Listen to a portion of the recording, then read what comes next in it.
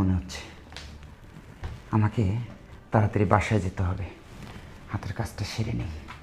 ওরে যে কিভাবে দুনিয়া থেকে বিদায় করি আল্লাহই জানে।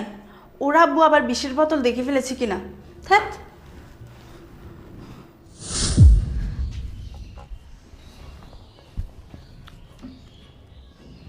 এখন তো আম্মু নেই, আব্বুকে একটা কল দি।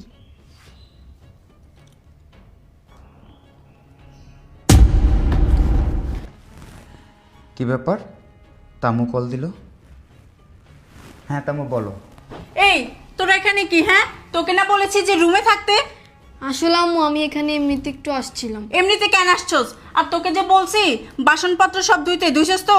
হ্যাঁ আম্মু, সব কিছু ধুয়ে আমি এখানে এসে বসছি। আর জামা কাপড় সব ধুয়ে ফেলছি। একটা কাজও তো ঠিক মতো করিস না। আর তোর মতো আপদ তোর আব্বু আমার ঘাড়ের উপরে দিয়ে নিজে অফিসে নিশ্চিন্তে কাজ করে। তোর আর এই জ্বালা যন্ত্রণা না আমার আর সহ্য হয় না। তুই কি মরতে পারিস না? আম্মু আমি তোমার সব কাজ করে দিই, তোমার সব কথা শুনি। আম্মু আমার না খুব ক্ষুধা লাগছে, আমারে কিছু খাইতে দাও। ক্ষুধা লাগছে না? একটা কাজও তো ঠিক মতো করস না, আর এখন খাই করস। তোকে যে আমি 3 বেলা খাইতে দিই এটাই তো অনেক। কবে যে তুই মরে আমাকে মুক্তি দিবি উপরওয়ালাই ভালো